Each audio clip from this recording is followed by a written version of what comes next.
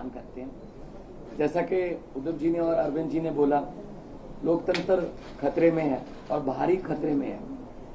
कैसे इलेक्टेड की जगह सिलेक्टेड लोग जो हैं वो जनता को चलाते हैं, वो सरकारें चलाते हैं, जबकि लोकतंत्र का मतलब है इलेक्टेड। ये गवर्नर है सिलेक्टेड।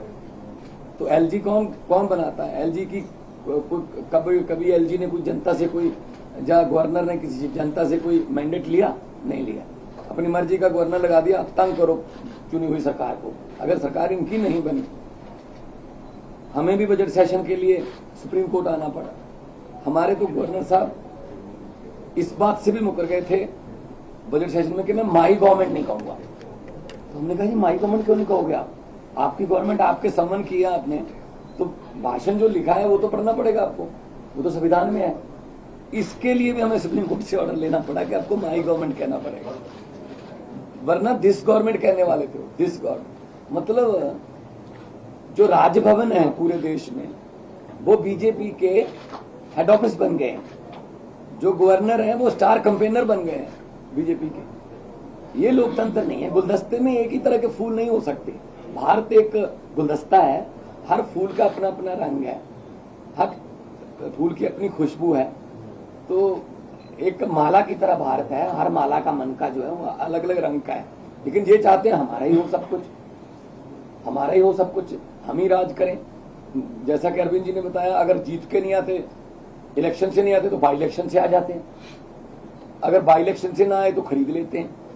तो देश के लिए लोकतंत्र जो है, जैसा कि अदूर जी ने कहा कि विपक्ष नहीं है हम तो देश को प्यार करने वाले लोग हैं। असल में असली जो विरोधी हैं देश के वो हैं जो देश को चला रहे हैं, जो लोकतंत्र की हत्या कर रहे हैं, जो हर रोज धज्जियां उड़ा रहे हैं लोकतंत्र की। तो दिल्ली की, उसके बाद आपको सुन के ताज्जुब होगा, 2015 में शक्तियां छीन ली, तब 67 सीट आई थी 70 में से। शक्तियां ना होने के बावजूद भी अरविंद जी ने काम किए अपने दृढ़ इरादों से, क्योंकि उड़ान जो है वो हौसलों से होती है, वो पंखों से नहीं होती। तो शक्तियां छीनने के बाद भी काम किए। 2020 में दोबारा शक्ति दी लोगों ने 63 सीट्स। अब इनको यही दिक्कत है कि हम लोग अब एमसीडी भी हार गए। अब इनको ये लगता है कि हम धीरे धीरे देश में हारना शुरू कर चुके हैं। तो अभी देश को बचाना है, अगर सभी को इकट्ठे होना पड़ेगा। हाँ, कुछ विचारक मतभेद होंगे कई पार्टियों के देश में, लेकिन देश बचाने के लिए हमें इकट्ठा होना पड़ेगा। अगर देश ही ना बचा तो फिर पार्टियां क्या करेंगी?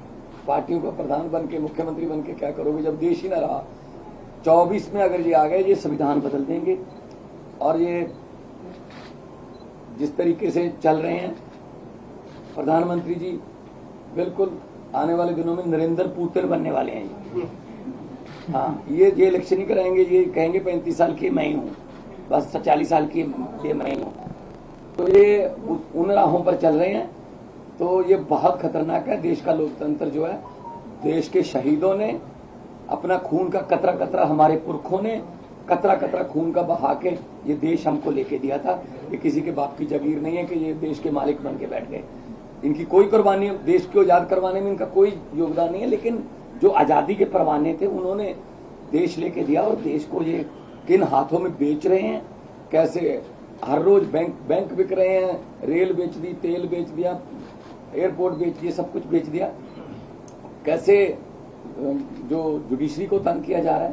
तो हम उद्धव जी के पास इसलिए आए हैं कि क्योंकि ये भी पीड़ित हैं, उस जो कुल्हाड़ी लेके बैठे हैं ये दिल्ली में, वो सब पे चलती है। तो इसके लिए हम सबको इकट्ठा होकर देश को बचाने वाली पीढ़ियां हमसे सवाल पूछेंगी, जब लोकतंत्र खत्म हो रहा था तो आप क्या कर रहे थे? कम से कम हम जवाब देने के लायक रहेंगे कि हम कोशिश कर रहे थे, हम इनके विरुद्ध इकट्ठे हो रहे थे, हम लोगों को 140 करोड़ लोगों